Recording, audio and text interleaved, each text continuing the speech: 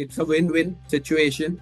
Like the speaker mentioned, new ideas, new generation, new way of thinking. I think it's just going to, it brings a little bit of freshness, much needed freshness to the existing brand. Proving your own self, building your own identity is obviously extremely important as you take over a business or you become an equal partner to the generation before you. You have to be mindful of the fact that the identity of the brand or the organization probably precedes you. I would be actually quite firm that the basic foundations of a business, the basic values that the business is built on, they've stood the test of time. They have been passed on from one generation to the other, if not more. So let's not go around messing too much with them. Don't compromise on the core values.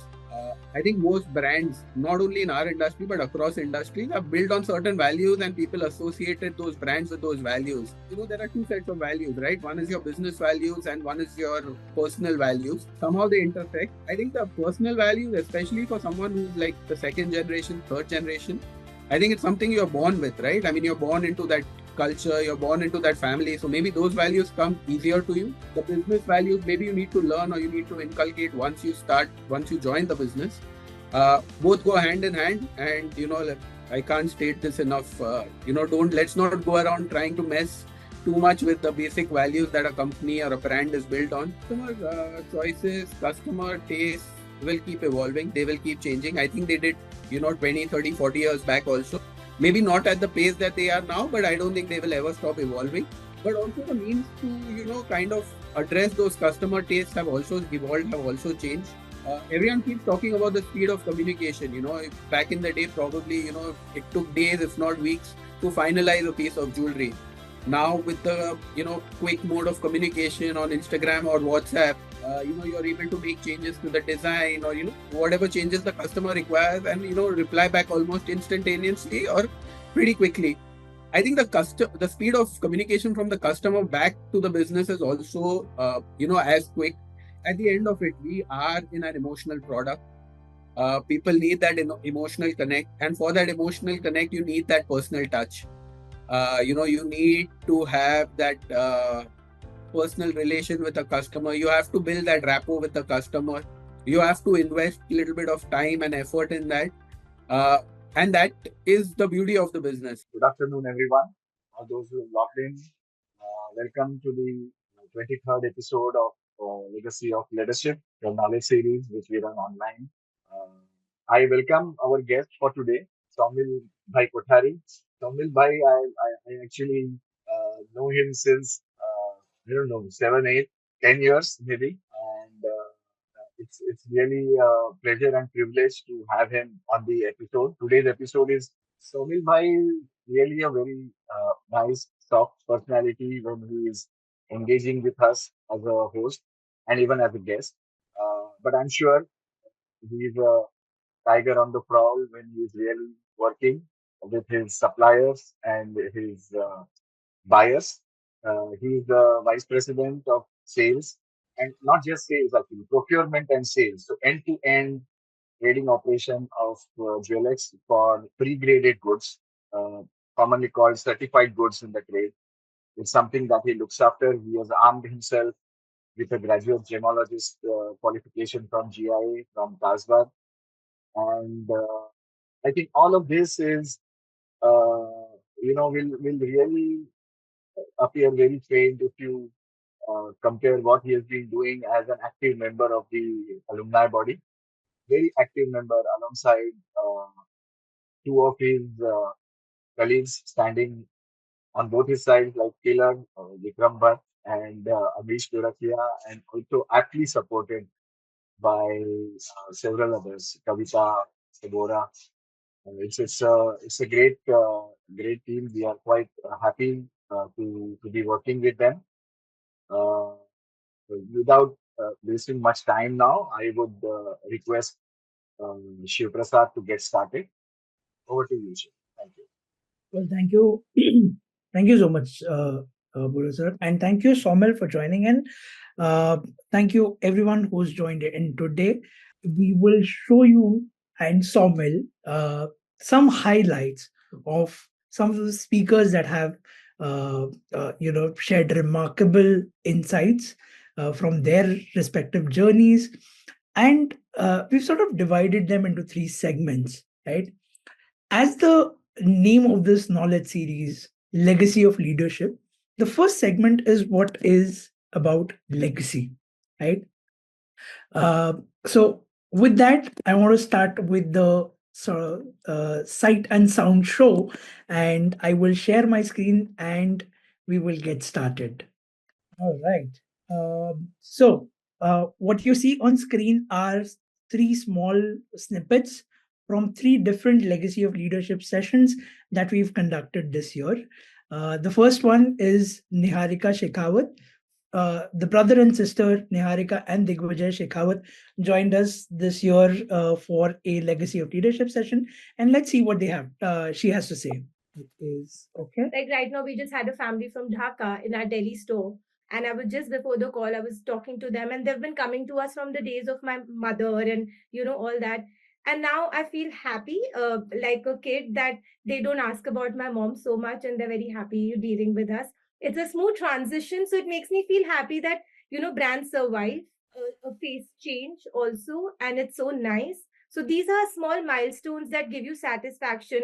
I just feel that when I joined business, I used to feel that I hope nobody has to call my mom or be like, oh, can you do this for us better? So I think these are smaller milestones that we should strive for every day.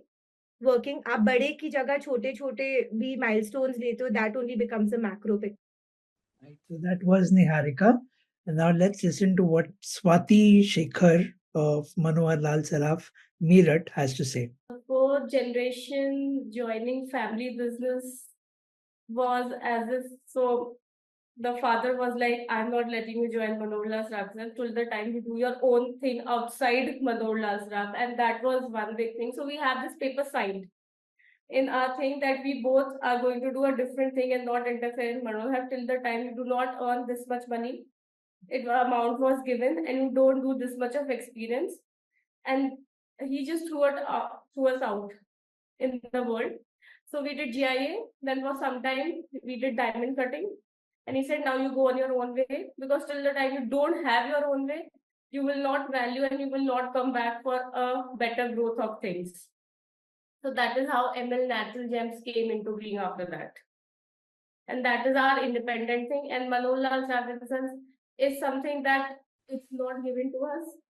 We have to prove ourselves to be in this thing. And I hope, and destiny has chosen us to be here. Right, that was Swati Shekhar. And now for this clip of Dr. Vinod Hayagreev. Dr. Vinod Hayagreev and his son Chaitanya Kutha had both joined us for another Legacy of Leadership session. Let's see what he had to say. My advice is take the advice. Because they are better off advising us. The moment we start professing our thoughts, you will stop their ideas coming up. They have far more path-breaking ideas than we have. Because I'm very clear that if you are talking to the next generation, their ideas are dynamically different, but they are definitely workable.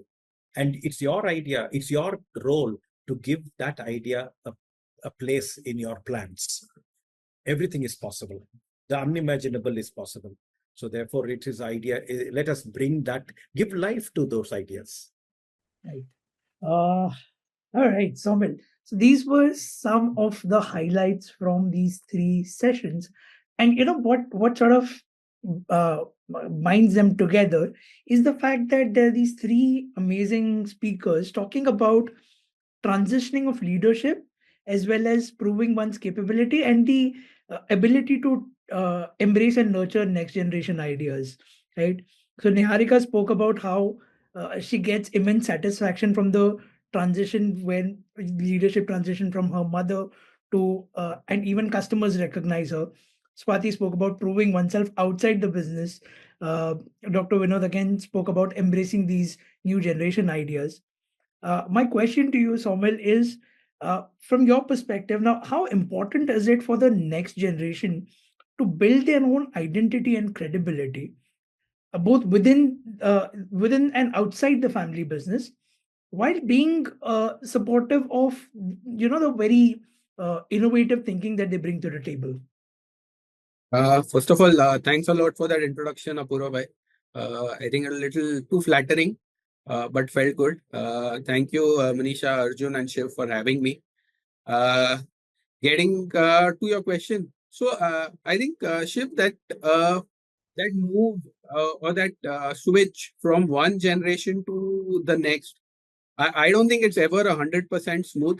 There is going to be some friction. There is going to be a little bit of difference of opinion. There are going to be challenges, but I think as long as it's managed well, I think it's a win-win situation. Like the speaker mentioned, new ideas, new generation, new way of thinking. I think it's just going to it brings a little bit of freshness, much needed freshness to the existing brand. Proving your own self, building your own identity is obviously extremely important as you take over a business or you become an equal partner to the generation before you. You have to be mindful of the fact that the identity of the brand or the organization probably precedes you.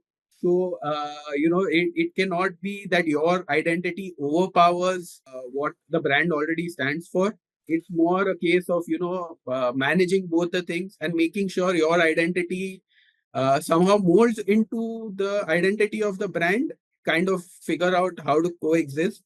And also, most importantly, as the next generation, understand the privilege you are getting, understand the privilege that it's coming to you because, you are there. And, respect it, understand the responsibility that precedes it, and just try and ensure that, you grow the business, but you make sure that identity of the brand is not diluted. Fantastic point there, Saumil. It's the privilege of having that brand, continuing to maintain that legacy and also grow it. I remember very last year when we were doing a similar recap with a very dear friend Vikram. He also mentioned something very similar, that the current generation is sort of has the responsibility to grow the business and then hand it over to the next generation. Thank you for sharing your insights.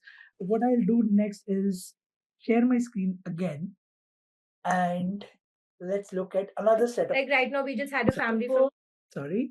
Right. So here we have the trio from Mino Subaya Diamonds, Minoji, Aditi, and Ganeshanji. And they had a very interesting perspective. So Minoji talked about how integrity is crucial as a foundation for success.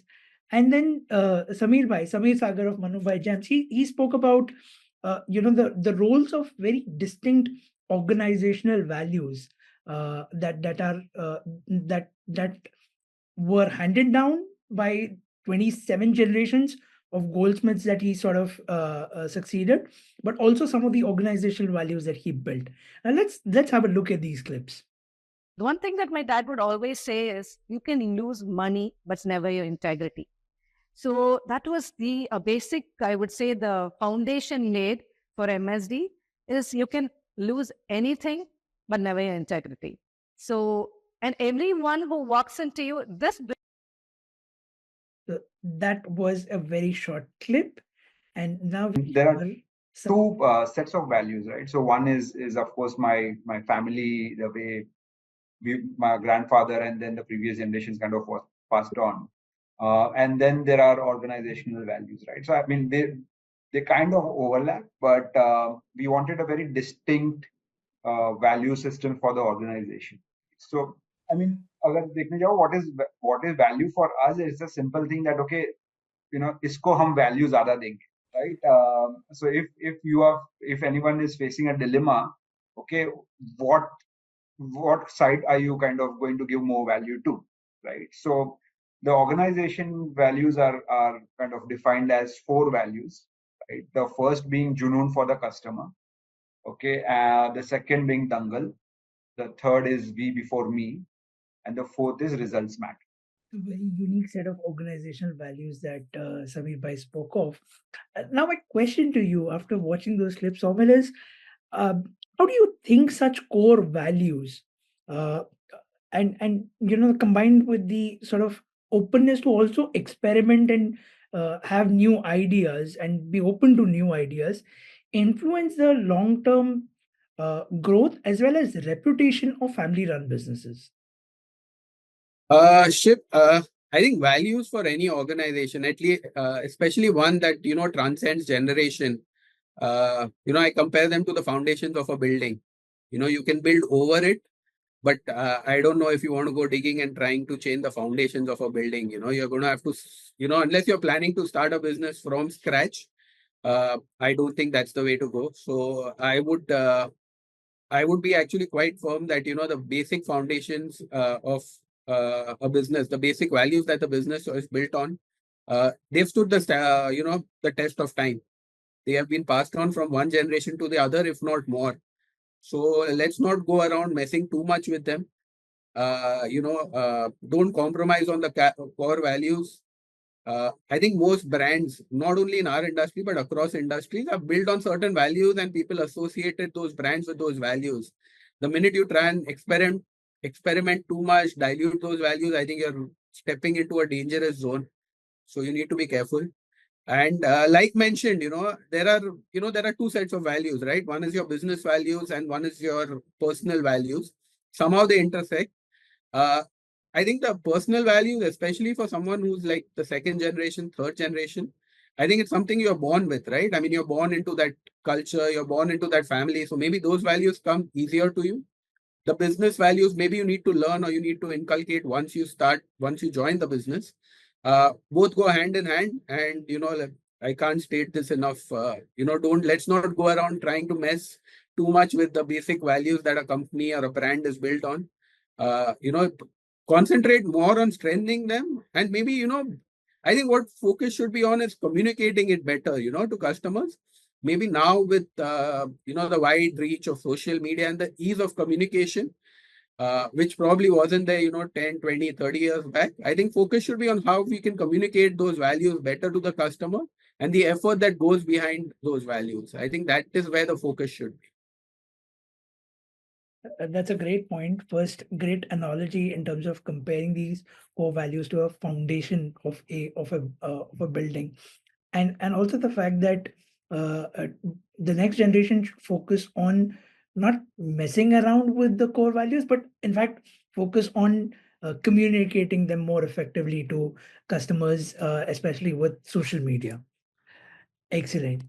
With that, I'll move to the next set of There are One thing that Um, so again, we have Niharika and Akshay Chawala and Sanjay ji of Punjab Jewelers. Let's hear what they have to say. I think in the journey of a brand, there's so many evolutions. If I can talk about the macro ones, is definitely how an eponymous label started by my mother ventured into a brand and now a family-owned business, being a brand and carrying on legacy. So this was one macro evolution, which rarely in India people kind of, I think, we come from a culture of craftsmanship but not making brands. And here we have Akshay. The personalized customer service, which we have been maintaining it since the inception of a business. I mean, I have been hearing my forefather say this, like my grandfather say this, and my dad has been saying this, that you have to give personal attention to each customer, wherever you can manage, whatever extent. That's something which he has maintained. Then the craftsmanship, if you talk about the jewelry, the craftsmanship, I mean, so we have been famous all over the city for Amritsari Jadao jewelry for a long time. Now, Amritsari Jadao jewelry has all kinds of gemstones involved in it. I don't know if everybody knows about that or not.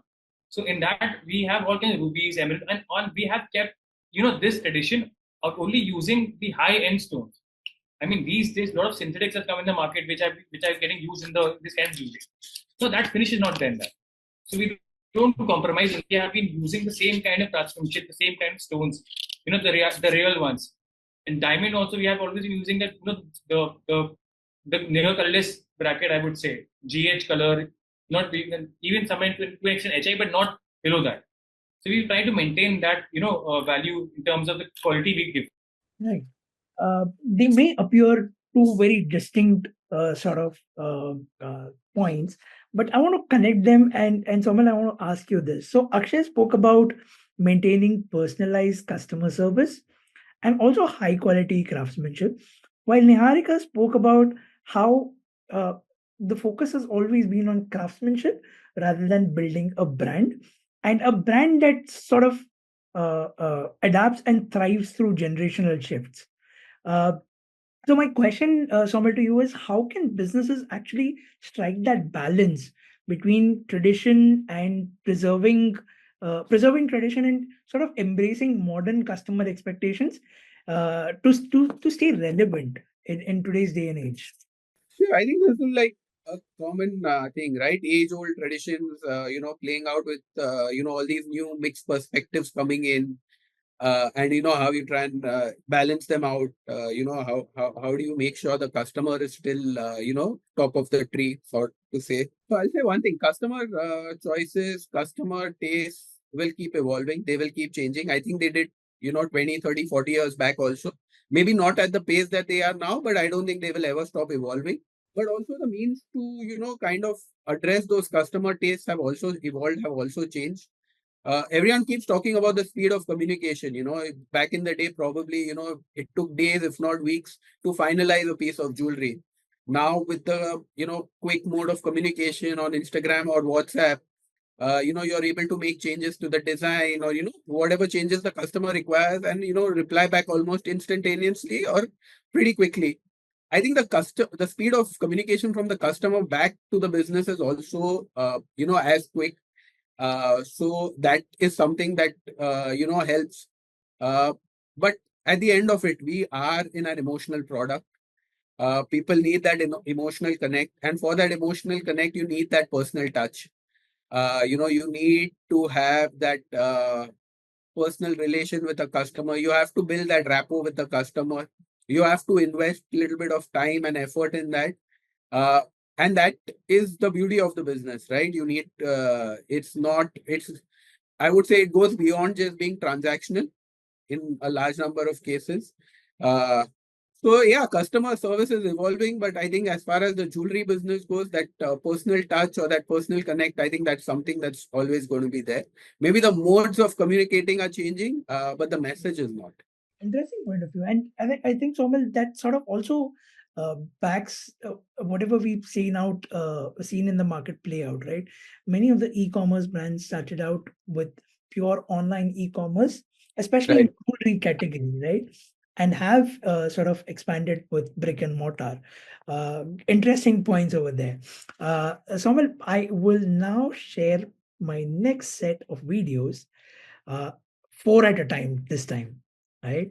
So let's start off with Minuji. This time Ganeshanji has a point. I'm purely talking from my experience.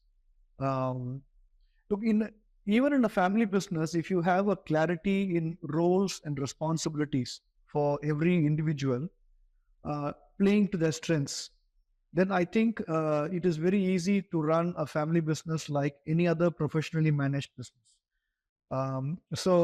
So everyone brings their own strength to the table, and we have well-defined roles and responsibilities for every one of us.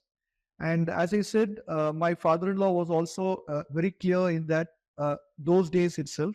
He said that we should ensure that any decision that is being made should be brought to the table, discussed in detail, and a decision has to be taken. So we listen to everyone on the discussion table. We give importance to the points that.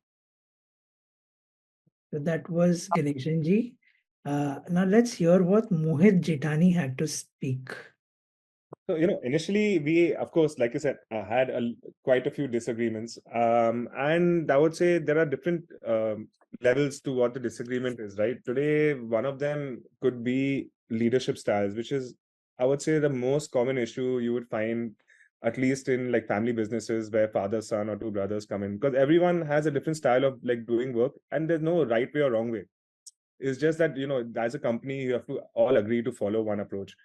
So disagreements are there. It can be on, like I said, multiple levels. And how to resolve them? First, like I said, we had some like disagreements, but they were, I would say, for us on a very early level where it didn't cause us any like long-term issues. And we found a solution that it was very important for us to establish clear roles and responsibilities. So we kind of divided the work, because at the end, if both people are doing the same job, the scope of growth also is kind of reduced. So if you want to grow, you want to get into different fields, you want to expand, you all need to have a very clearly defined role on what is each person's role going forward in the future. And again, even after that, it's very possible to have disagreements. I'll give you an example. Like today, if Janak is looking into wholesale and he goes and picks up 1,000 carats of diamonds, or picks up, I don't know, like 2 kilos of gold today, and tomorrow the price drops, I have a right to be upset at him, if he did it. But if the day he was going to do the purchase, we sit down and say, Mohit, I'm going to pick up this tomorrow. This is the offer I've got, and I'm going ahead. Then the onus is not on him, because it was a collective decision. We were all informed. So it's very important, at least in a family business, to be very transparent in all decision making and be open. And actually that helps, because a lot of times, if you're sat in one place, you only know what is around you, and it's always good to get a second opinion.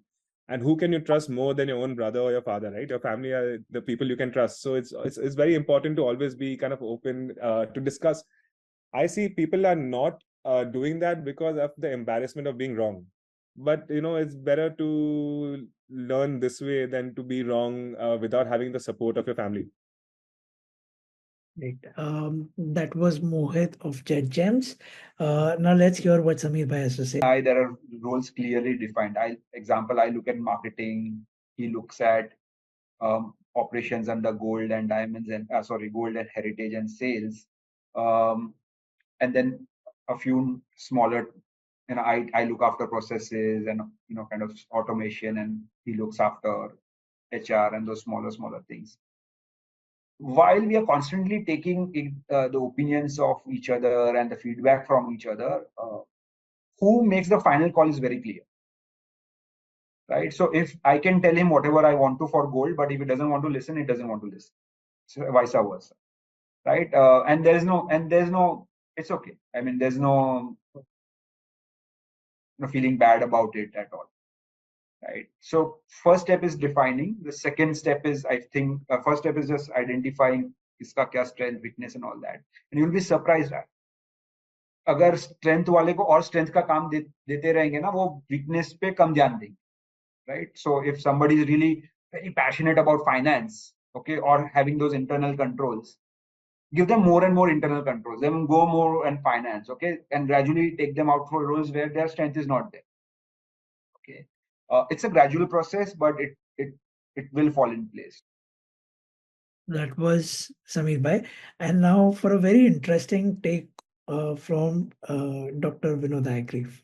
Is coming from me as an answer, I would tell you, let there be a dissidence, let there be a difference. If you have, as again, some of these management gurus said, if you're surrounded by people who are yes men for you, you are doomed. You have to have people who have a different opinion and a different way of doing things. Like I give you a little example of somebody who was cleaning up, this is a sweeper man who was sweeping up rubble in a building that was being constructed.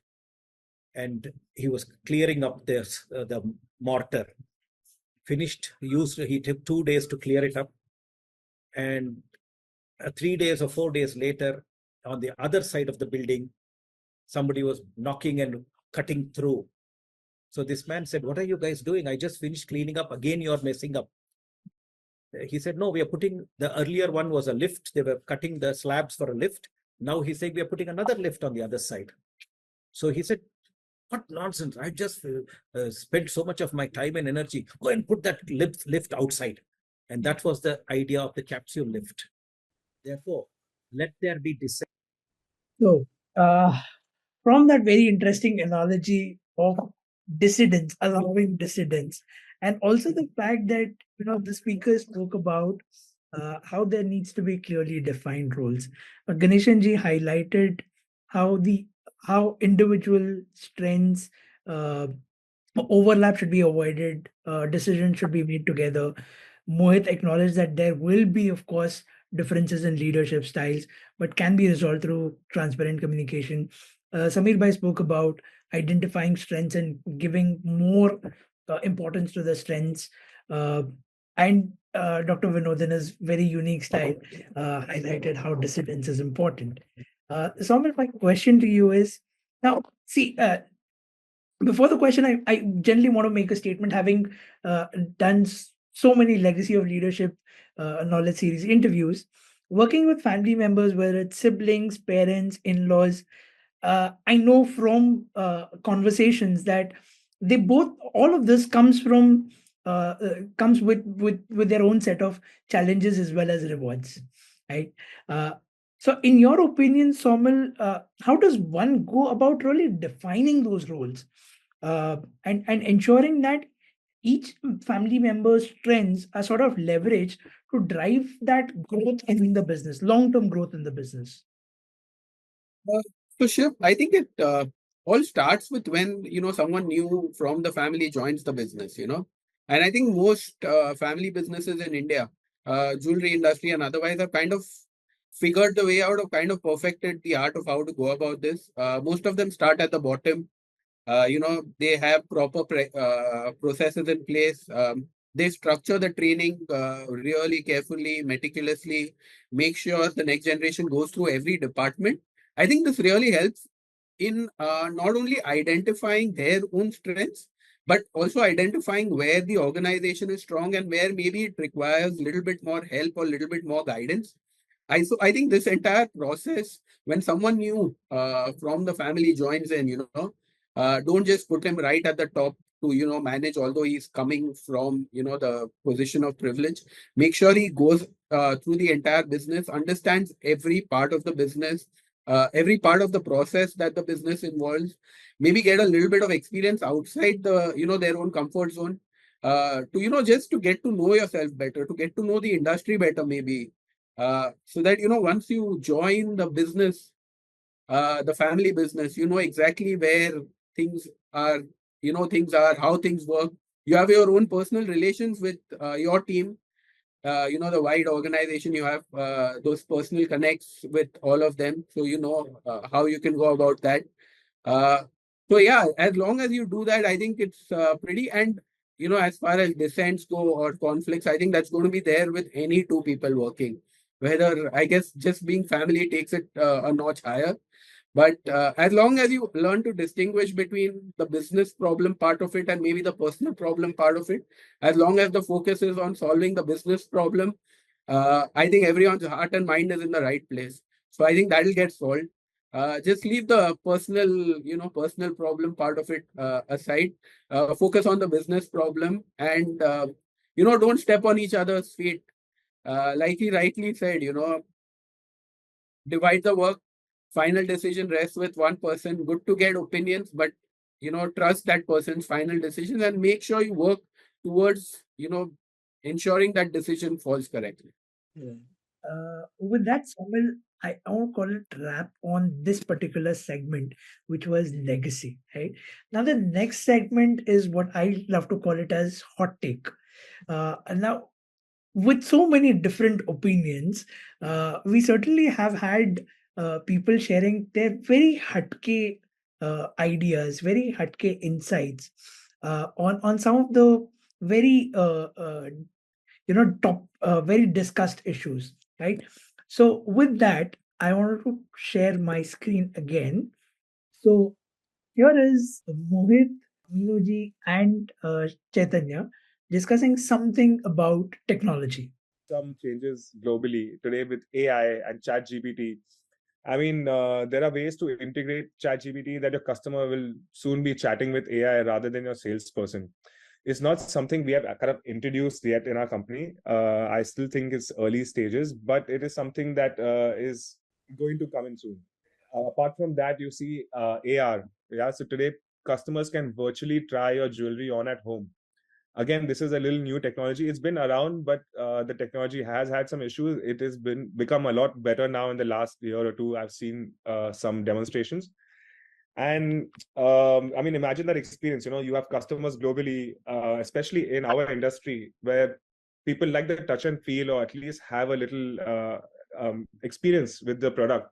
Very rarely you'll see someone buying jewelry online, or that has been a big struggle for our industry of how to get people to purchase without having to want to walk into a store and touch and feel.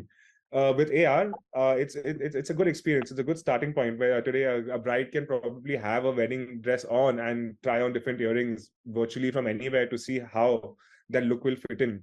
So yeah, there's some good technology around, and we try to. Let's listen to Meenuji. So I would think there's a huge evolution that has happened in designing, and that is mostly because of the technological advancements that has happened. So we're able to create anything, a three-dimensional piece that the customer is even imagining, and we are able to create that. So I would think that has really opened up a huge opportunity. And how do we adapt? I would say that is the best part.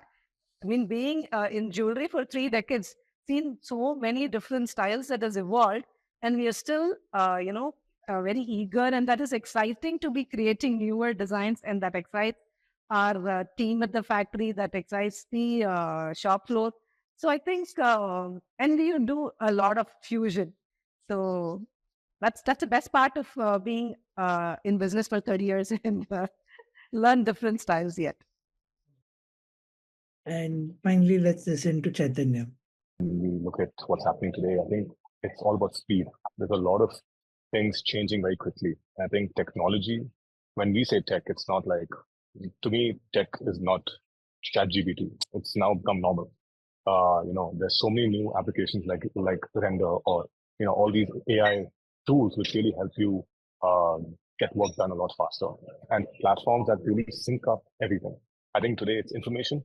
I think it's data. And I also believe that the whole aspect of using AI is actually going to help in every sphere, from designing to manufacturing to retail to customers to every aspect, actually.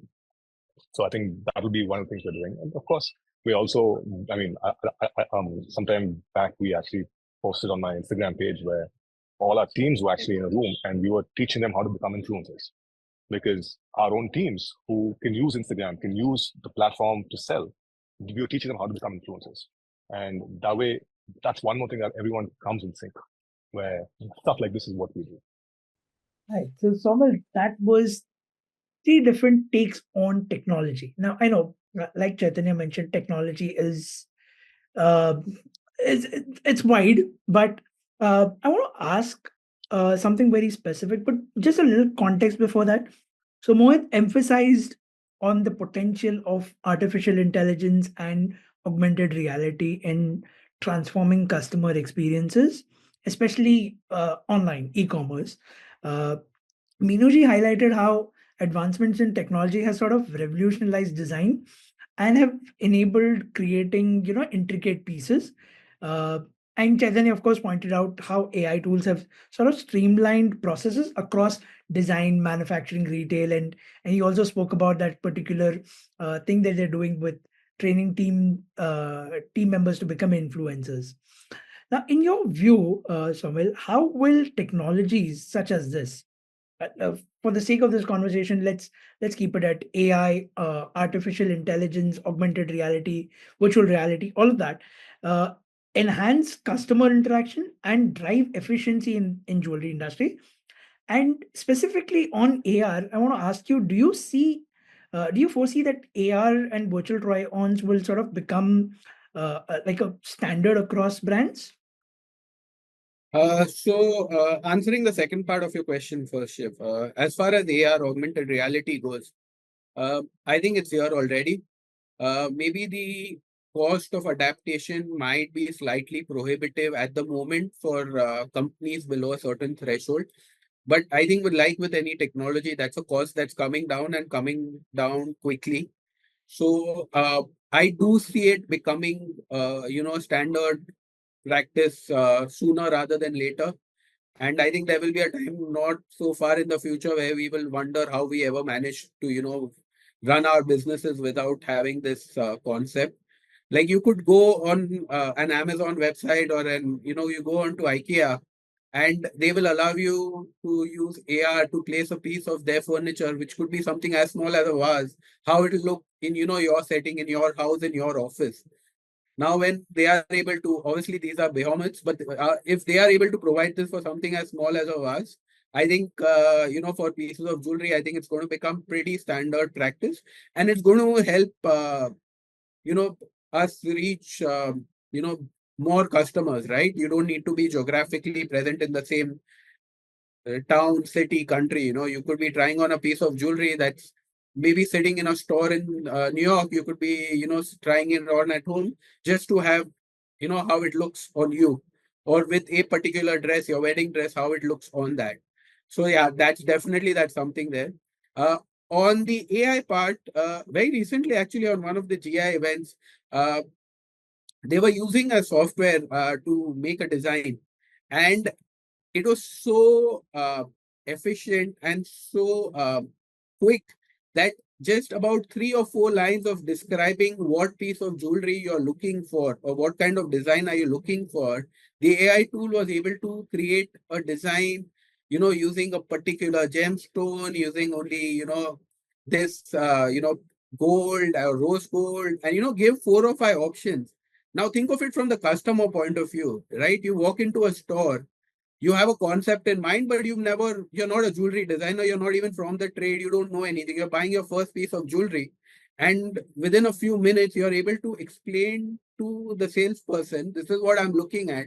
And the salesperson is able to show you a visual representation of what your piece of jewelry will look like. I mean, absolute game changer, right? I mean, imagine the connect that person will have. My first piece of jewelry, which I designed on my own with my concept, with my thought, just executed by the jeweler.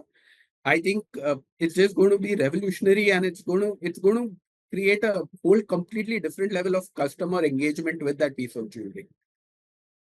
Yeah, that's a brilliant point, Saumil. I mean, I can imagine walking into a store while I'm not a jewelry designer, but being able to maybe offer a few prompts to a tool and be able to be able to explain it better to the jeweler. Right? ये देखो ऐसा कुछ चाहिए. I think Yeah. that it'll be I will forever hold that piece very dear to my heart. Thank you. And just on that note, I also wanted to sort of mention that in the fall edition of Gems in Gemology, there was a particular article on generative artificial intelligence in jewelry design. I would highly encourage all of us to have a look at it, especially the alumni. I'll try and post the link to the article in the chat, and I would certainly recommend that everyone go through it. It also talks about the various different ethical and regulatory challenges that come with generative AI and jewelry designing. Very interesting take on it. Uh, I will now share my screen again, and let's look at the second hot take. Problem and the copying problem is just, I mean, there's no way around it, to be honest, unless I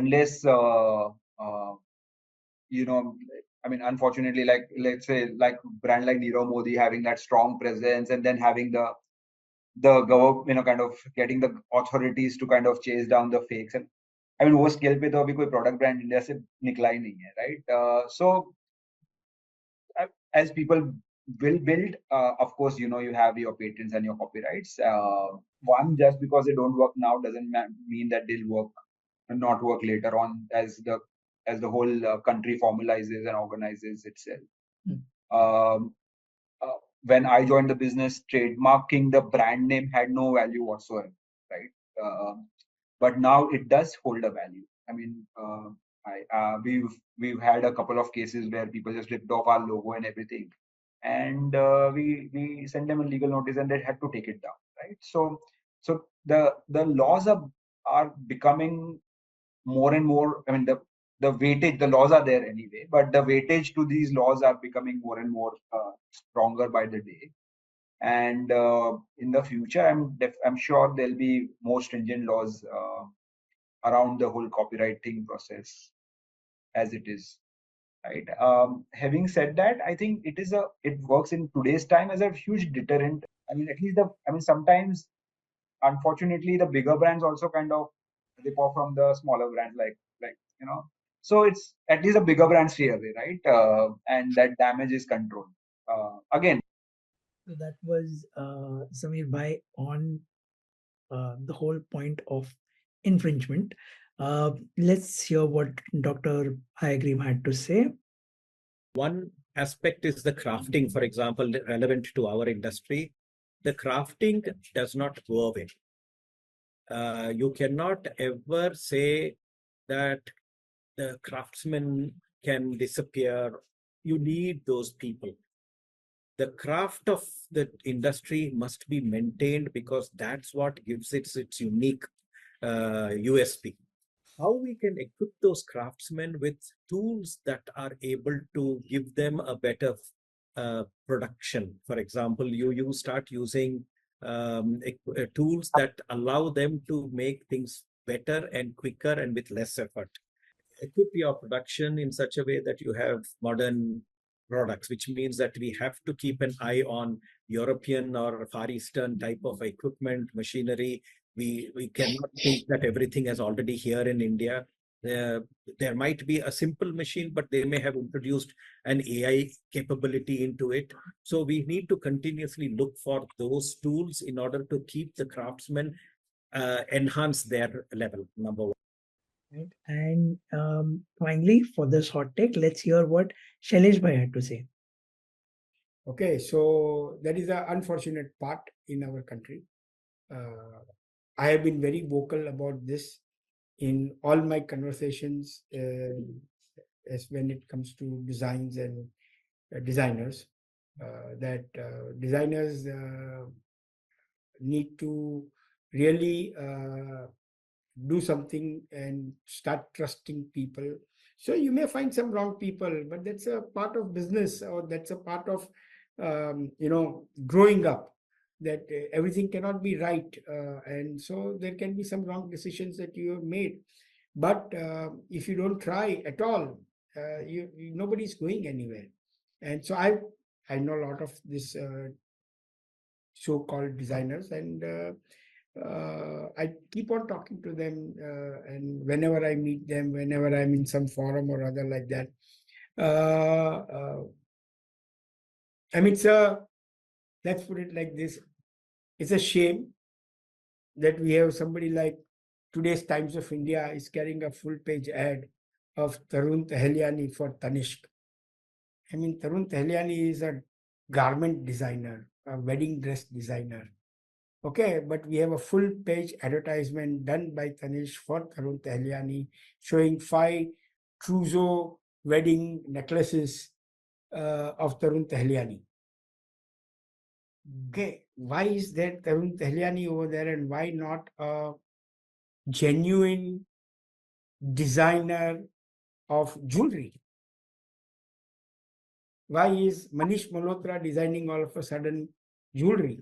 Why is Sabyasachi all of a sudden designing jewelry? Where are the jewelry designers gone? I mean, I know jewelry designers who are 25, 30, 40 years in the business with me. Where have they disappeared?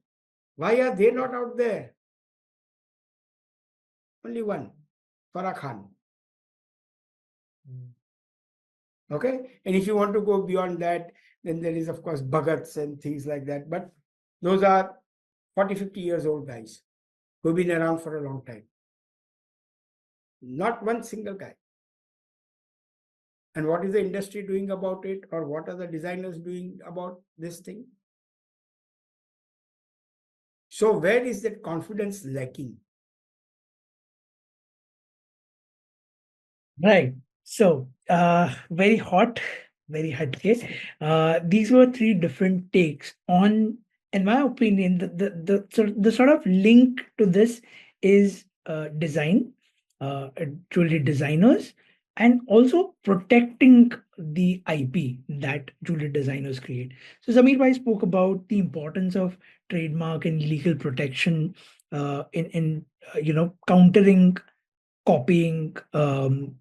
Shailesh bhai expressed the concerns about recognizing genuine jewelry designers in the field, and Dr. Vinod added that the point of view that the craftsmanship can only get better by equipping artisans with modern tools. Now, Saumil, my question to you is: how does the industry then balance, protecting IP while fostering innovation and empowering artisans.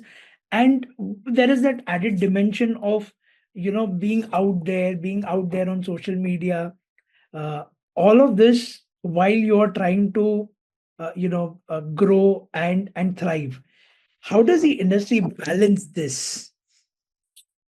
Yeah, that's a tough one. I think uh, I think first and foremost, keep the expectations realistic. There's no silver bullet solution to this. And the IP laws are, let's not call them inadequate or anything. Let's assume that they are perfect the way they are. But obviously, the implementation, the enforcement is something that involves a lot of cost, a lot of time, may not be accessible for everyone. And like you mentioned, sometimes it's the big brands that are taking inspiration, from smaller designers or smaller brands just because something works. So on the design part of this, I think it's a tough one, to make sure you are out there, you are seen, and still make sure that you are not being copied. Maybe go with the philosophy, that copying is the best form of flattery. I mean, and don't pick out those bad apples who are actually, playing a little bit of mischief and taking advantage of stuff that is not created by them. I think a vast majority of people do want to do business the right way. Let's focus on that rather than, on. And yeah, I mean, the industry, the country as a whole is trying to formalize, trying to get things, but it's not going to be overnight. So that's on the design part. As far as the craftsmanship goes, yes, equipping them with the right tools is essential. Modernizing those tools and keeping in touch with the latest tools, again, extremely important. Uh, but I think in India, especially, we have this, affinity towards man-made, handcrafted things over machine-made. We always feel that, oh, if I'm buying an expensive piece of jewelry, I think people appreciate that craftsmanship. And if you've been getting good craftsmanship year after year from the same person, I don't think you're going to switch over, especially for something as fine as jewelry. So I think on the craftsmanship side, I think as long as you equip the craftsman with the right tools, I think there is less of a challenge. On the design side, I wish I had a solution. But you do your best. You try and trademark, you copyright your designs, you do the best you can, but also have a little bit of open mind about, it's not going to be perfect ever. Well, from one hot take to another, let me now dive into a topic which, how much ever we try to stay away from in a Legacy of Leadership Knowledge series, we are not able to stay away from it. So this is on natural and laboratory grown diamonds, and these are some of the views that some of our speakers expressed. We talk of diamonds, lab grown diamonds will take on in things seriously, but we always have seen there are two type of people. One who will wear lab grown and one who will never wear lab grown. So as far as the natural diamonds is there, yes, consumers will be less, but it's not going anywhere. People who will wear natural will always wear natural. It's like wearing junk jewelry and wearing gold jewelry. Some people will always wear gold jewelry. I might have one piece, but I will have gold. It's the same way. I might have a small diamond, but yes, I need a natural one. I'm not going for a lab one. That is one thing.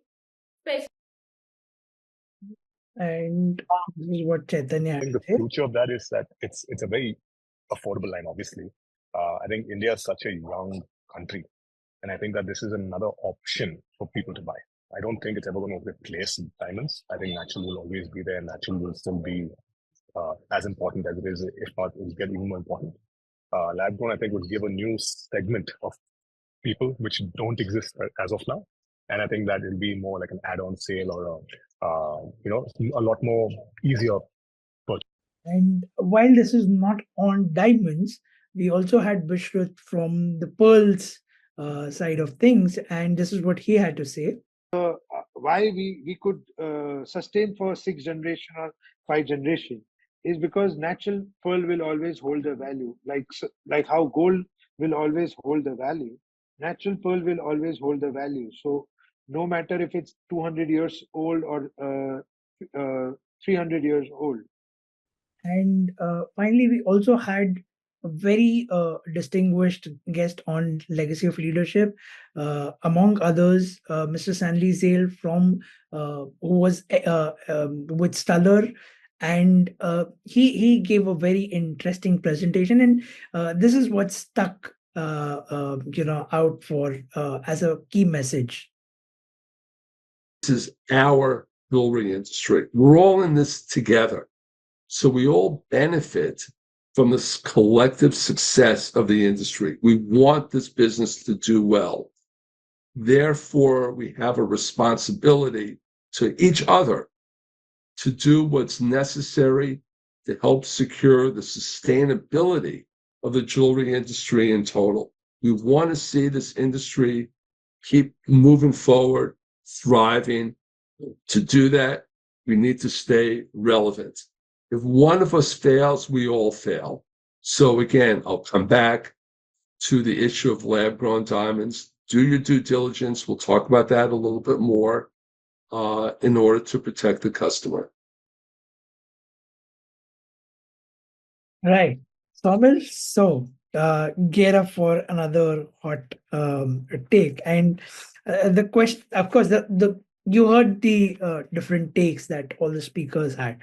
My question to you, Saumil, is how should the jewelry industry sort of approach marketing both natural as well as laboratory grown diamonds, or also to say pearls to that extent, natural or cultured, while ensuring that customers are well informed, and you're also as the jeweler community, you're also catering to diverse preferences and sort of also expanding the market segments. How does the jewelry industry go about this? So again, I think this topic has been in the news and in the wide media, not only industry specific, but in the wide media. Over the last couple of years, we probably got more publicity out of this than anything else over the last 10, 20, 30 years. As far as dealing with the customer goes, transparency and clear communication is vital. Be clean in your dealings. Explain to the customer what he is buying. Embrace the reality of the new customer requirement. Don't try and bring down another product to bring up your product. Both will coexist, and the way things are going, it seems to be going that way, that they will coexist. So you decide for yourself as a company whether you want to be on the natural side, on the lab grown side, or you want to have a combination of both. You decide what works for your business, what works for you personally, because at the end, you have to make sure your business sustains and it's profitable. I think GJPC, along with the concerned government departments, has been working quite a lot. I think there's a little bit of coverage in the media over the last month or so over the terms that can be used to market natural diamonds versus lab-grown diamonds. So they're really working on the nomenclature, and I think the guidelines should be out soon. So everyone will be talking the same language. Customers will be aware. As an individual company or an individual person, when the customer comes to your store or comes to your office, you give them the right information. Don't try and hide stuff from them.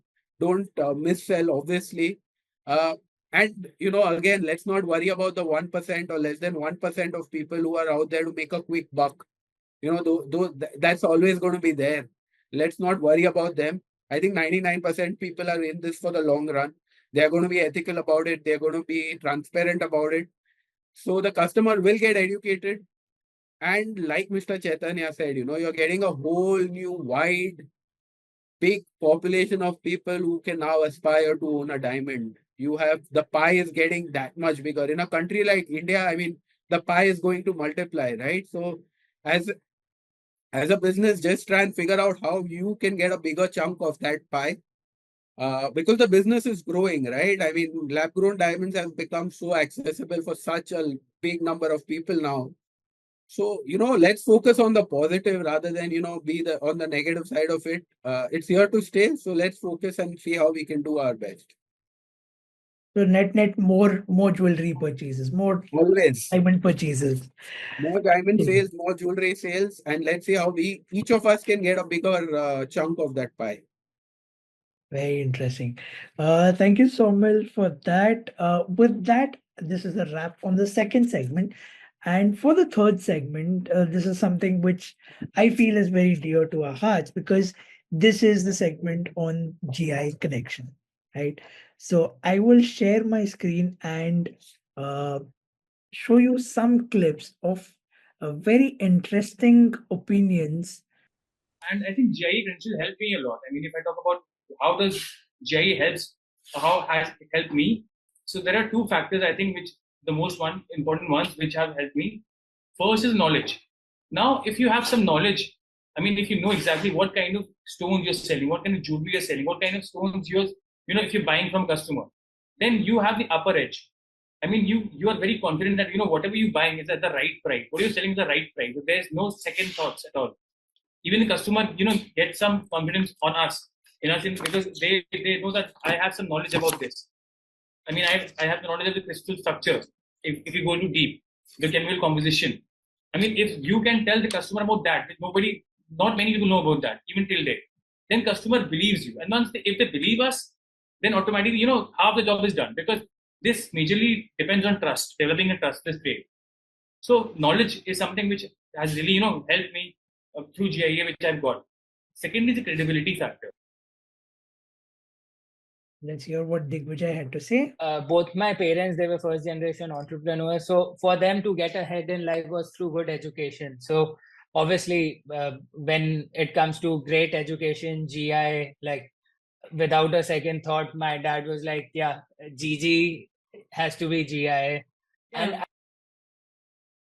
And let's hear what Mohit had to say. Initially, when I did join the business, it wasn't my first inclination to join GIA. And I'm sure this is a similar thought process of a lot of people who are joining from a family background.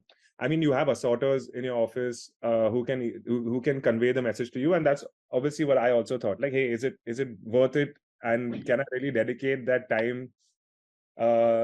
So I'll tell you, I did go through the traditional process of sitting around with my team, trying to learn.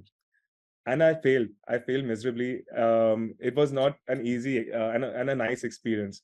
So and then I said, okay, why don't we go try GIA?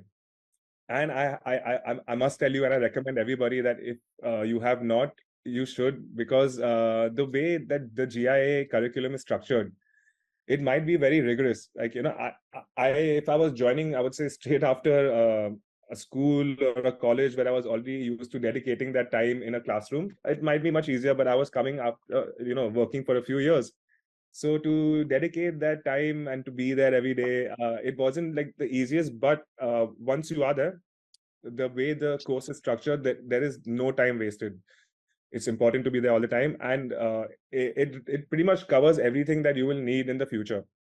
So coming from a very unorganized setup, working in a family environment where it's very difficult to learn the diamond trade, the industry, GIA kind of is the standard of diamonds today, and who better to learn from? So.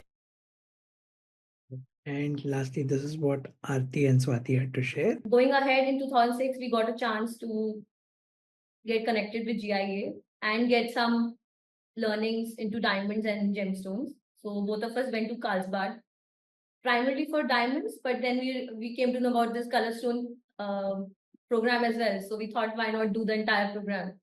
And once we were into that, we realized that the color stone world itself was so huge and not so discovered yet. So after coming back, we instead of joining the family business, we actually started an independent venture called ML Natural Gems, where we decided that we are only going to deal into natural, non-heated, non-treated, rare gemstones. So it's one of its kind boutique stores based in Delhi. So that's where our journey began, and that's where the learning curve, the sibling rivalry, the complementary skills, everything got in together, and we have grown from there to now managing also Manohar Sraf and Sons, Meerut. Yes. Hi. So, I am done with all the tough questions, Saumil. Now I'll ask you a very easy one. Uh, so, what would be your personal story of GIA? Any special memories of you back at the campus, and also, Saumil, if you can reflect back on how has the GIA credential sort of helped you in your career in the gem and jewelry industry?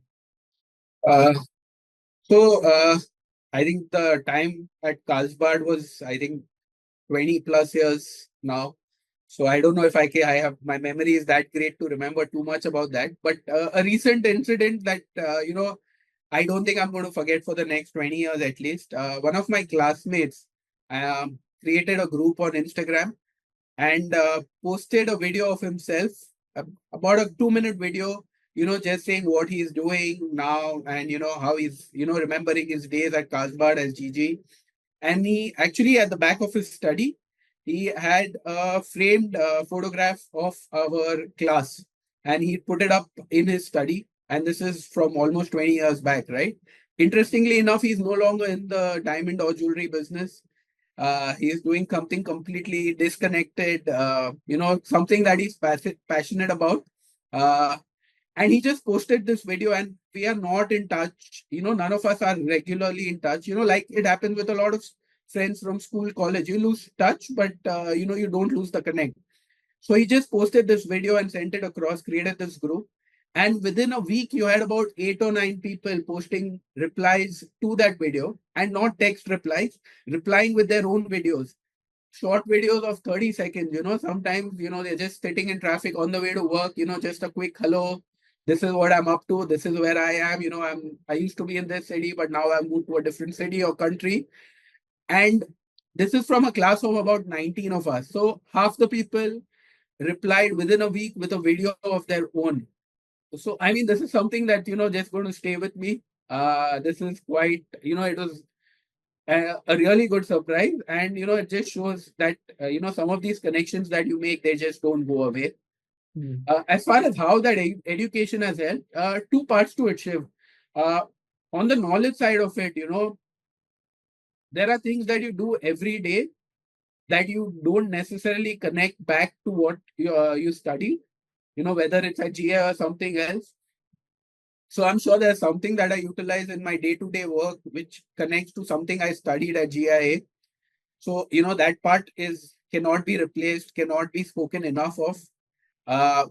As far as the connections, let's put, how much business you are able to do with the friends you make and all that, that happens, it doesn't happen, it's fine. But just having that cohort of people most of who are still in the same industry, who you bump. So I would say, I don't know if it's the right path or the only path. I would say experiment as much as you can, obviously at a younger age. Get the formal education. I honestly, if you'd 20 years back, if you'd asked me, is this formal education of GI necessary? I would have said, 6 months in Carlsbad is necessary. I don't know if the formal education is. But now, with the benefit of hindsight, get the formal education. It really helps. Don't, oh yeah, that's my class. It's not how we went to class every day, but yeah, that's one of the pictures that I think I don't remember exactly what it's for, but obviously we are all dressed up as something. So yeah. Is the third person in white, is that you? Yeah, so actually I now that you did point it out. So one of the stones that we had to identify during GG was a triplet. So three different stones like kind of stuck together, masking at something else, if I remember correctly. So three of us decided to get those Beautiful 4XL t-shirts and 4XL trousers and somehow managed to fit in and, called ourselves the triplet because, oh yeah, so we all are dressed as different stones. So I think if you see just above where the triplet is, there is a person who has the watermelon in his hand. So he's, I think, a watermelon tourmaline or something. So yeah, that's like a blast from the past, literally. Sorry, I diverted from Arjun's question, but yeah, Arjun, I think everyone has to define their own path. Experiment is my, one thing that I would say, make sure you experiment, try different things, don't say no, work extremely hard. I sound 75 when I say that, but, you need to work hard in this industry. Take the opportunities that come to you. Stay connected with people. I think there's a very connection-driven industry. Stay connected, get to know as many people as you can, interact with people, interact with those who have been in the industry long. I think you chart your own path. If you decide to go on your own and become a leader in that way, or you decide like I did to join a company that's been around for more than 55 years now, and become part of that organization and become a leader there, or like all of you all are at GI. The organization has been around forever, and you all are leaders in your own rights. So just find your own path, but stay connected, and don't be too worried about experimenting and maybe failing occasionally. Excellent. So thank you, Saumil, for your time. That was all the tough and the not so tough questions that I had. Thank you so much, Shiv, for having me. Thank you.